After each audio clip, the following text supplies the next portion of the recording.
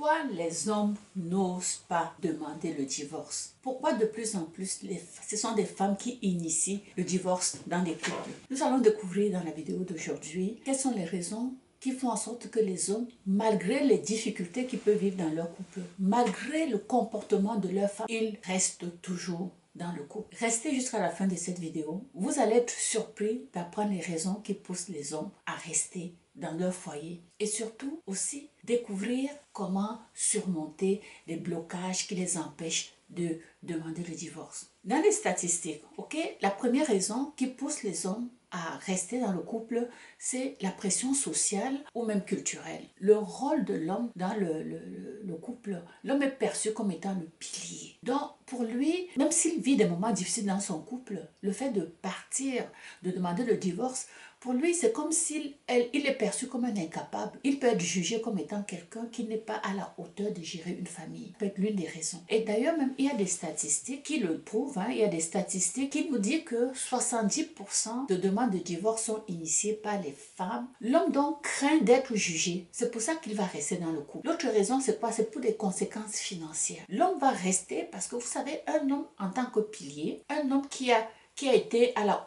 souvent été celui qui apportait plus dans le couple, qui a investi dans son couple, va rester parce qu'il se dit, si je me sépare maintenant, je vais devoir payer la pension alimentaire, je vais même déjà, la pension alimentaire, et beaucoup d'hommes, suite à des divorces, qu'est-ce qui est arrivé? Ils ont vu leur niveau de vie diminuer, baisser. Et parlant de ça, je suivais un reportage l'autre jour, et c'est un politicien, un député d'un parti politique ici au Canada. Il a travaillé pendant plus de 30 ans comme député. Vous pouvez imaginer ça? Et le monsieur s'est retrouvé dans la rue suite à un divorce qui a été difficile. Le monsieur s'est retrouvé dans la rue. Alors ça, c'est une leçon de vie. Donc, ces statistiques qui démontrent que les hommes vont rester à cause de dépenses que cela va nécessiter. Vous allez payer les avocats, vous allez partager les biens si vous avez investi beaucoup.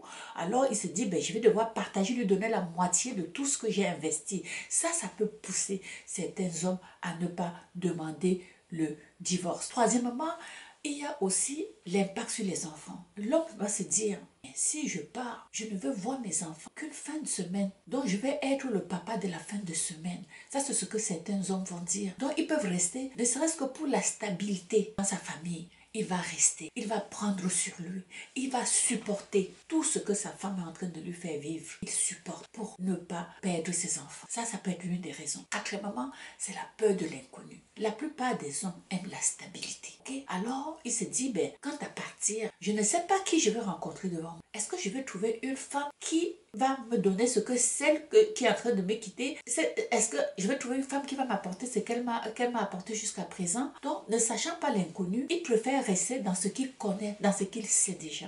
Cinquièmement, il espère, il y a toujours cet espoir que la situation peut changer. Malgré le fait que, parce que souvent vous allez voir dans les écrits, j'ai vu dans les statistiques, il y a dans des situations de couple où il y a même plus de connexion physique et émotionnelle et même physique dans le couple depuis des années. Malgré ça, le monsieur reste. Et certaines personnes vont dire, est-ce que c'est pas lâcheté? Non. Dans les écrits, il n'y a rien qui parle ici de lâcheté. On va ressortir ce que je suis en train de vous dire. Donc, ça peut aussi être un blocage émotionnel. Le sentiment de culpabilité, parce que un homme qui a épousé sa femme, il est allé voir la famille de la femme, donc il se sent mal, il se sent jugé, il a peur que la famille pense que il n'a pas été à la hauteur et il se sent coupable de cela. Ce sentiment de culpabilité fait en sorte qu'il préfère mettre la couverture dessus et rester dans son couple. Ça peut être aussi ces histoires de tabous, comme si l'homme ne peut pas aussi avoir des faiblesses. Il y a des tabous qui tournent autour de ça aussi. Et je connais aussi un ami à moi qui m'a dit une chose, et ça fait partie de la dernière des raisons qui poussent les hommes à rester dans le couple. C'est quoi? Il m'a dit, Gisèle, suite à mon divorce, j'ai perdu mon statut social. Je n'étais plus invitée nulle part. Tous mes amis étaient mariés. Et du jour au lendemain, dès que notre divorce a été prononcé, je n'ai plus jamais été invitée chez ces gens-là. Si vous avez souvent accompagné, vous avez eu des amis et que suite au divorce, qu'est-ce qui a fait que votre relation avec cet ami-là s'est refroidie? Est-ce que c'est le statut de marié Qu'est-ce que le statut de marié apporte dans la relation? Et ça, c'est pas la personne en tant que telle ou bien c'est son statut qu'on vise? Alors, dites-moi en commentaire. Et avant de terminer, je vais vous dire une chose que vous, les hommes, ou bien vous, les femmes qui m'écoutez, je dis toujours aux femmes d'être vigilantes. Très souvent, vous savez, quand l'amour c'est au départ, ça va bien, et puis quand ça commence à baisser, à baisser, à baisser, il n'y a plus rien à faire, tu découvres l'autre personne sous un autre angle et ça devient difficile de revoir la personne comme vous l'avez connue au départ parce qu'il y a eu beaucoup, beaucoup d'accumulation. Alors, quand cette situation-là se présente, même si on ne ressent plus rien pour le partenaire, il faut être alerte, il faut être vigilant. Parce que l'autre personne, le partenaire qui se sent délaissé, ok? Parce que l'homme qui se sent délaissé ici par sa femme, ok?